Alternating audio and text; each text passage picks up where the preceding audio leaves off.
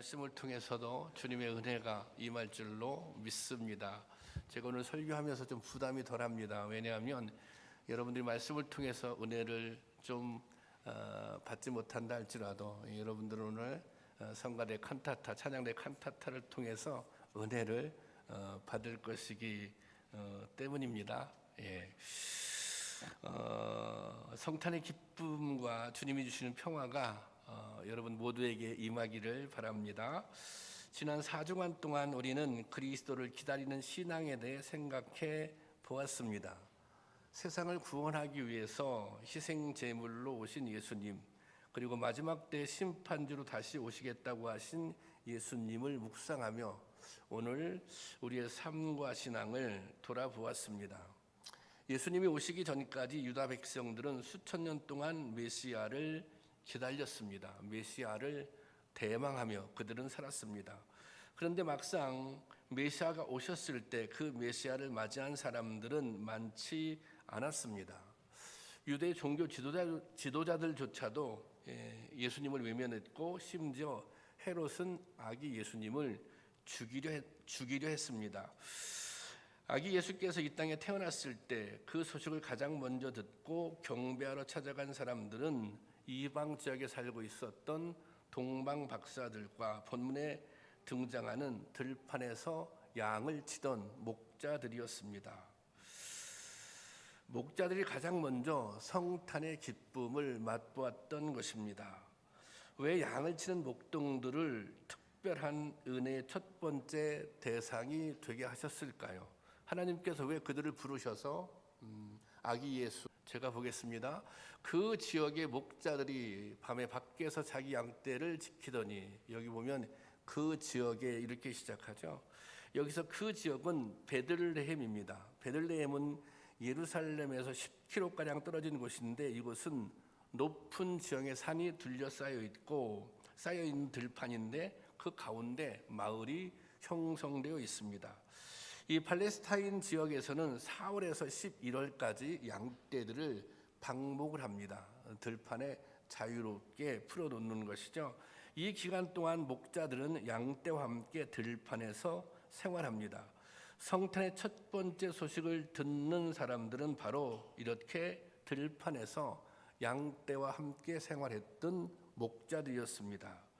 그런데 이 장면을 좀 더 자세히 살펴보면 좀 이상한 점을 발견하게 됩니다. 메시아는 유대 민족이 수천 년 동안 고대하고 고대했던 구원자입니다. 그런데 이런 메시아가 탄생한 것입니다. 이 정말 이스라엘 역사, 이스라엘 백성에게는 역사적인 사건입니다. 그런데 오늘 본문을 보면 이 역사적인 사건이 너무나도 초라하고 또 소박하게 전개됩니다. 어이가 없을 정도입니다. 메시아가 탄생하셨다는 소식이 처음 전해지는 이 위대한 사건의 배경부터 예상을 빗나갑니다. 때는 어두운 밤이었고 또 장소는 베들레헴이었고 그리고 베들레헴 지역의 벌판이었습니다. 그리고 또 마구간에서 태어나지 않습니까? 그리고 등장인물은 양떼와 함께 들판에서 먹고 자며 생활하는 보잘것없는 목자들입니다. 그때 유대는 수많은 사람들이 메시아를 기다렸고 경건한 사람들도 많이 있었습니다. 그런데 왜 하나님은 하필 이 목자들을 선택하셨을까요? 당시 목자는 매우 천한 직업으로 여겼습니다. 이스라엘 백성들에게 가장 중요하게 여겼던 것이 율법이었는데 이 율법과 제사죠. 그런데 이 목자들은 마음대로 제사를 드릴 수도 없었고 율법을 지킬 수 없었습니다. 이 율법의 핵심을 이루고 있는 것이 정결법인데 정결법에는 부정한 것에 접촉하거나 악취가 나는 사람은 부정하다고 규정하고 있습니다. 그러니 이 부정한 사람들은 성전에 들어갈 수 없었던 것입니다. 또 예배드릴 수 없었던 것입니다. 목자들은 양과 함께 지내다 보니 냄새가 몸에 배어 있었습니다. 양털을 깎고 또 양의 배설물을 치우고 양이 죽으면 그 사체를 치우는 일을 하다 보니 그들의 몸에서는 악취가 났습니다. 그들은 항상 목자라는 이유만으로 정결법에 위배되는 삶을 살았던 것입니다. 그래서 목자들은 마치 전염병 환자나 죄인처럼 성전에 들어가 제사 드리는 일이 금지되었습니다. 이처럼 가장 보잘것없는 사람들이 하나님의 백성, 하나님의 택하심을 받고 특별한 은혜를 누리게 되었다는 것은 의미가 심장합니다.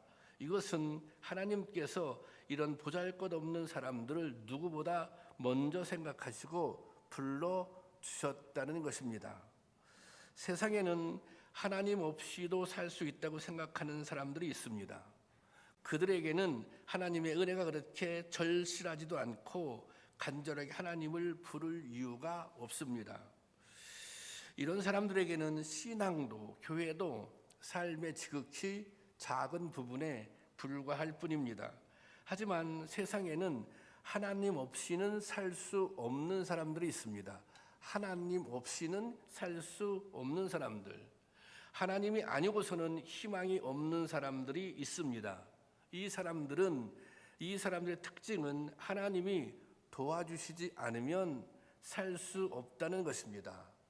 하나님의 은혜가 아니고서는 살 수 없는 사람들입니다. 그러니 이들에게는 하나님만이 힘이 되고 하나님만이 소망이 되는 것입니다.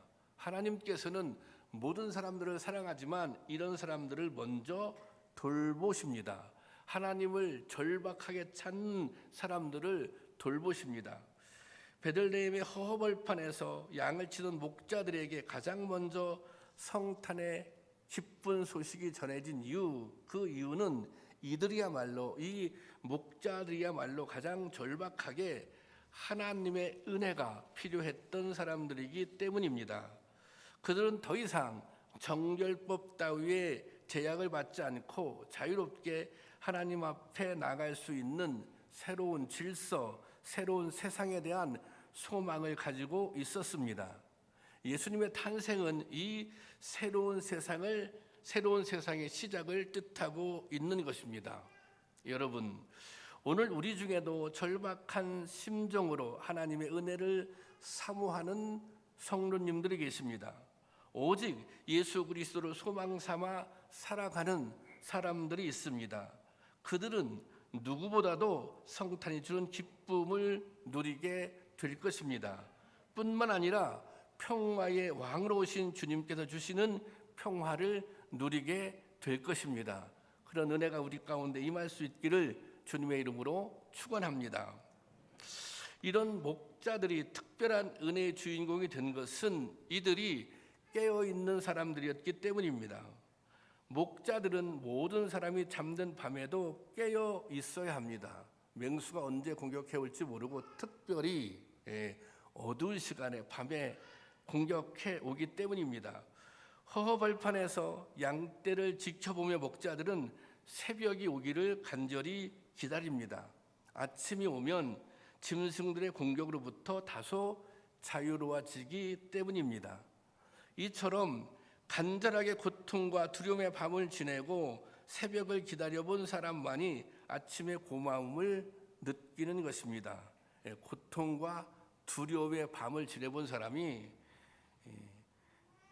이 아침의 고마움을 깨닫고 느끼는 것입니다. 여러분, 우리의 인생도 마찬가지입니다. 절망과 좌절의 밤을 지내보지 않은 사람은 기다리고 인내하는 것이 얼마나 힘든 일인지를 모릅니다. 목회를 하다 보면 긴 어둠의 시간을 보내는 성도님들을 만나게 됩니다. 이분들도 한때는 화려하게 빛나는 시간이 있었습니다. 그런데 어느 사이엔가 어둠이 내리기 시작하고 절망의 밤이 깊었습니다. 그 어둠의 시간이 아주 오래 계속되고 있는 분들도 있습니다. 겪어 본 분들은 알고 있을 것입니다. 스스로의 힘으로 도저히 벗어날 수 없을 것 같은 순간, 그 절망감과 불안감은 말로 표현할 수 없는 것입니다. 그저 기대하는 것, 그저 간절히 소망하는 것은 그 어두운 시간이 빨리 지나가기를 소망하는 것입니다.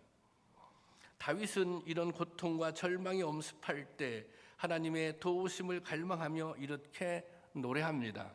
시편 130편 6절 말씀입니다. 다 같이 보겠습니다. 시작. 파수꾼이 아침을 기다림보다 내 영혼이 주를 더 기다리라니 참으로 파수꾼이 아침을 기다림보다 더하도다.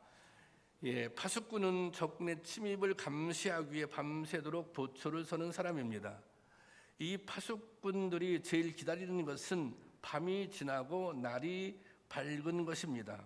바로 그러한 간절한 기대와 소망으로 주님을 기다리고 또 기다린다는 것입니다. 정말 눈을 부릅뜨고 두 눈을 부릅뜨고 주님을 기다리는 것입니다.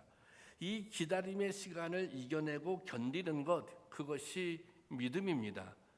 기다림이 힘들어도, 기다림이 길어져도 그 기다림의 시간을 견뎌낼 수 있는 힘, 그것이 믿음입니다. 그리고 이 믿음을 가진 사람만이 마침내 응답의 기쁨을 누릴 수 있는 것입니다. 그리고 이 기다림의 끝에서 다시 오시는 주님을 만나게 될 것입니다. 여러분들 가운데도 견디고 있는 분들, 현재 견디고 있는 분들이 계실 것입니다. 그것이 건강의 문제일 수도 있고, 그것이 사업의 문제일 수도 있고, 그것이 자녀들의 문제일 수도 있습니다. 우리가 협력하던 교회 중에 공주 열린문교회 김일호 목사님이라고 하는 분이 있습니다. 엊그제 제가 통화를 했는데요, 함께 산타 선물을 너무 잘 받았다고, 감사하다고 전화를 했어요. 근데 그 목사님에게는 이제 자녀가 셋이 있는데 큰 아이가 남자아이입니다. 이 남자아이가 이제 사춘기 때 아주 이제 방황을 심하게 했습니다. 목사님의 속을 많이 썩였어요. 한 번은 이 목사님이 너무 힘들어서 저에게 전화를 해서 이렇게 하소연을 하더라고요. 어떻게 해야 될지를 모르겠다고. 이 아이가 이 통제가 불능하다고. 그래서 심지어는 이 아이 때문에, 그때가 이 아이가 중학교 다닐 때인데 이 아이 때문에 제가 목회를 못 하겠다고. 왜냐하면 이제 시골 교회니까 이제 동네에 있고 동네 중심에 교회가 있잖아요. 그러니까 이게 동네 사람들 보기에 창피하다. 이 아들 때문에. 그리고 또 교인 보기가 너무 민망해서 이 아이 때문에, 다른 이유가 아니에요. 이 아이 때문에 교회를 제가 옮기고 싶습니다. 그렇게 얘기를 하더라고요. 그러면서 목사님 어떻게 하면 좋겠습니까? 어떻게 했으면 좋겠습니까? 목사님도 아이들 키워봤지 않습니까? 우리 큰아이도 좀 방황하기는 했지만 제가 교회를 옮길 정도로 심각한 것은 아니었어요. 그래서 제가 그때 그랬습니다.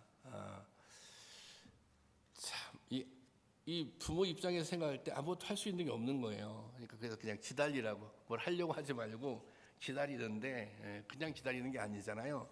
기도하며 기다리라고. 그러면 철이 들 때가 온다. 그러면 멈출 때가 온다. 기도하고 기다리다 보면 하나님께서 만져주시는 때가 온다. 그런 얘기를 제가 들려줬던 기억이 있습니다. 그래서 이번에 통화하면서 그 아이의 소식을 물어봤어요. 걔는 어떻게 됐습니까? 그랬더니 이 아이가 고등학교 3학년 때 어떤 청소년 집회에 참여해서 은혜를 받았대요. 그리고 변화가 됐대요. 그래서 얘가 그러더라고요. 얘가 드디어 인간이 됐습니다. 그러면서 이 아이가 지금은 신학대학교 다니고 있대요. 여러분, 얼마나 이게 놀라운 변화입니까? 우리가 기다려야 할 때가 있는 거예요.